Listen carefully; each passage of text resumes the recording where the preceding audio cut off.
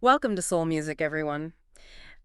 Today we're going deep, really deep, into some accounts from the Marchula range. And let me tell you, these are unsettling, to say the Oh, least. absolutely. It's not your typical, watch out for bears kind of thing. Definitely not. We're talking first-hand stories, some old colonial records, even some modern-day stuff. It's all pretty chilling.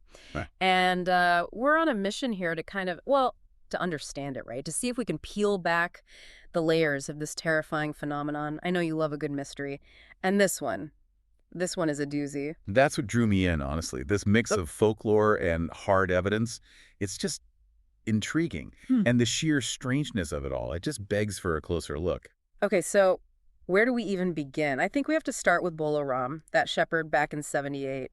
His experience, it's like the foundation for everything else we're going to talk about. Yeah, it sets a precedent for sure. Right. So what happened? What did he encounter? Well, uh, let's see. His goats, they weren't just killed. They were opened up. It was almost surgical, the reports say. I remember reading that. It's not how a predator typically works, right? No, not at all. Usually there's consumption, right? The organs are the first to go. Mm. But in this case, the organs were taken, but not eaten. That's the first weird thing. It's bizarre, for sure. And then there's the skins, right? Folded neatly. That's so unsettling. Yeah, the folding of the skins really points to something more than an animal just doing its thing. Like Mm. there's an intelligence at work here, a purpose beyond just killing for food. And then the paw prints. Huge, larger than any leopard anyone had seen, Right, with 5 claws. right, 5, not the usual 4. So physically, whatever this thing was, it wasn't normal. Okay, but the smell. Now, this is where it gets truly strange. Oh, yeah. Burnt sugar and rotting roses? I Uh, mean, what? It's a sensory detail that just doesn't make sense in this context. You'd expect blood, guts, the usual smells of a kill site. Mm. But this, it's almost Yeah, like two completely different realities are clashing. it's just off. And what's interesting is this scent, this weird smell, comes up again later, almost like a signature, maybe? The signature of the creature. Maybe. We'll see. But Bolaram's story, it doesn't end there. He saw something, too. He did, and it's the stuff of nightmares. A dark figure, black as night, watching him from a tree, eyes like burning coals. And then the detail that really gets me, it smiled at him, a horrifying smile. I mean, can you imagine? And 3 days later, he takes his own life. It's like whatever he saw, it it broke him somehow. It wasn't just a predator. It was something malevolent, something evil. Yeah, it's chilling. That encounter, that suicide, it's like the opening act of a horror movie. And it kind of sets the stage for everything else. It establishes this pattern of the bizarre, the terrifying in that area. And it's not just Bolaram. You dug up some colonial records too, right? Going back even further. Right, I did. And well, let's just say they add a whole other layer to this. Oh, yeah. Yeah. Like there's this diary entry from 1912. A hunter, I think it was, talks about a massive panther. Took 7 bullets to bring it down. 7. Yeah. That's almost unheard of. Right. But get this. He claims it. Spoke to him. Before it died, it made a sound. He described it as a woman screaming underwater. Wow. That image, it just stays with you, doesn't it? It's haunting. And it's the voice, right? It wasn't a growl, not a roar, something human, but twisted, It's like, again, this connection to humans, to our sounds, to us somehow. Yeah, and then there's this missionary's letter from 33. It talks about Bagnath, the leopard god, and the rituals, the sacrifices, Yeah. the sacrifices. And he describes how they would drape the skins of the victims over the idols in their temples. Skins, again, right, like with Bolaram's goats. This pattern keeps repeating, and it's gone from animals, presumably, to people. And it's all tied to this deity, this Bagnath. Like it's the center of a whole belief system built around this creature. It's not just random attacks anymore. And it keeps going. There's this British officer, last one posted there before independence in 47. He writes about Shaitan Kachela, the devil's apprentice. And he's not talking about hunting. He says it's collecting. Collecting, that's even creepier than hunting. Right, like collecting for what? But here's the thing. This officer, he ends up dead. And they find his head in a leopard's den. Preserved, they said. Skull licked clean. That's a statement, isn't it? Preserved. Like it wasn't just killed and eaten. It was, I don't know, like a warning. Yeah, maybe. A message.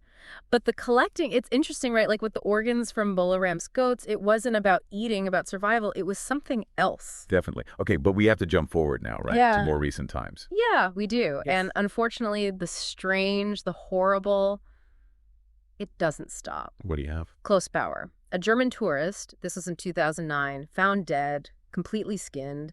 His face was it was stretched over a boulder, eyes sewn open with vines. Oh, God. That's brutal.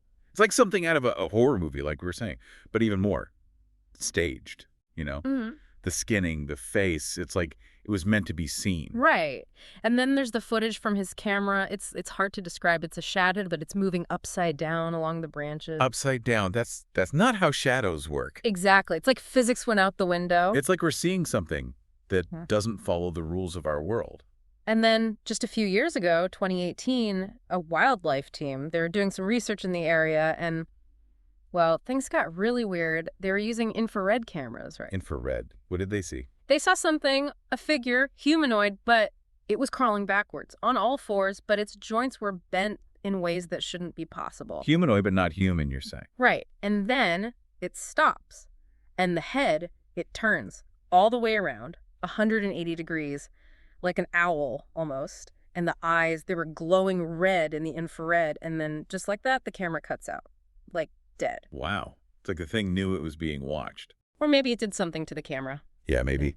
So you've got all these events, these sightings, and they're all so bizarre. But then there's Dottie Kali, right? The old Tharu woman. What was her explanation? Right, Nadi Kali. She's a bit of a legend in the area, and her story comes from deep within tribal lore. It's about a sorcerer a long time ago who wanted to cheat death.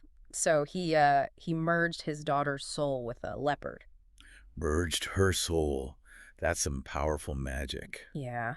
And this hybrid being, it needed skins, human skins specifically, to walk as a human, even for a little while. It's why it takes them, why it folds them so carefully. It's a chilling explanation. Yeah. But it fits, right? Yep. The skinning, the human-like figure, it all kind of lines up. Right. And Dottie Kali, she said she survived an encounter because she was ugly. She showed us her back, all these scars, 4 of them running parallel. 4 scars. That's not a typical leopard attack. Exactly. So whatever this thing is, it chooses its victims carefully. It's looking for something specific. And then there's the DNA evidence, right?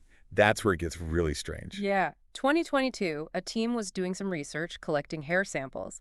And the results, they came back as 48% leopard, 51% human, and, well, 1% unknown. 48 and 51. But how is that even possible? They said there was some kind of malfunction with the equipment, but those percentages, even with the error, they're just off the charts. It's like something out of a sci-fi movie. Genetic manipulation. Yeah. Hybridization. I mean, I don't even know. And the timing is just too creepy to ignore. 3 researchers, they disappear that same week.